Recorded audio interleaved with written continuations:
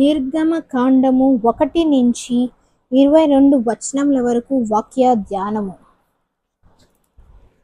ఐగుప్తులోనికి యాకోబుతో వచ్చిన ఇశ్రాయేళ్ల పేర్లు ఏమనగా రూబేను, షిమ్యోను, లేవి, యూదా, ఇశ్శాఖారు, జెబూలూను, బెన్యామీను, దాను, నఫ్తాలి, గాదు, ఆషేరు. వీరిలో ప్రతివాడును తన తన కుటుంబముతో వచ్చెను.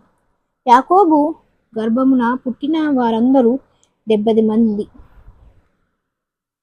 అప్పటికి యోసేపు ఐగుప్తులో ఉండెను. యోసేపు అతని అన్నదమ్ములందరూ ఆ తరము వారందరూ చనిపోయిరి. ఇశ్రాయేలు బహు సంతానము గలవారై అభివృద్ధి పొంది విస్తరించి అత్యధికముగా ప్రబలిరి. వారున్న ప్రదేశము వారితో నిండి ఉండెను. అప్పుడు యోసేపును ఎరుగని కొత్త రాజు ఐగుప్తును ఏలనారంభించెను. అతడు తన జనులతో ఇట్లనెను, ఇదిగో ఇశ్రాయేలు సంతతి అయిన ఈ జనము మనకంటే విస్తారంగాను బలిష్టంగాను ఉన్నది.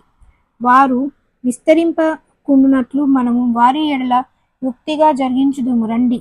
లేని ఎడల యుద్ధము కలుగునప్పుడు కూడా మన శత్రువులతో చేరి మనకు విరోధముగా యుద్ధము చేసి ఈ దేశంలో నుండి వెళ్ళిపోవుదురేమో అనెను.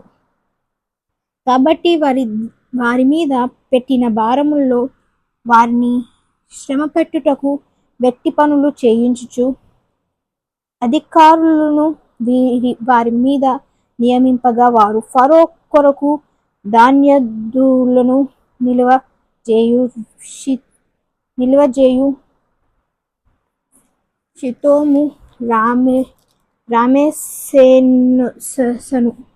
రామెసేను పట్టణములను కట్టిరి.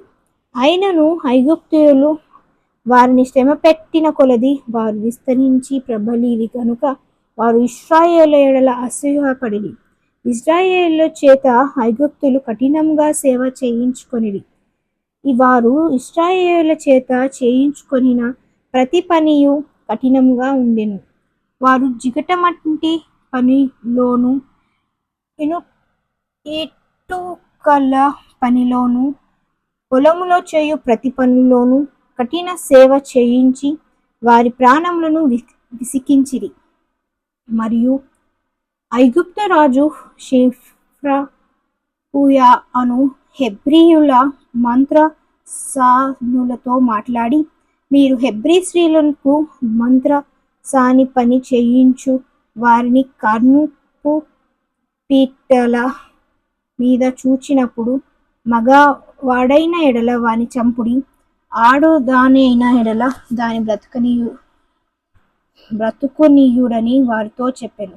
అయితే ఆ మంత్రసానులు దేవునికి భయపడి ఐగుప్తు రాజు తమ ఆజ్ఞాపించినట్లు చేయక మగపిల్లలను బ్రతకనీయగా ఐగుప్తు రాజు ఆ మంత్రసానులను పిలిపించి, మీరెందుకు మగపిల్లలను బ్రతికించితిరి?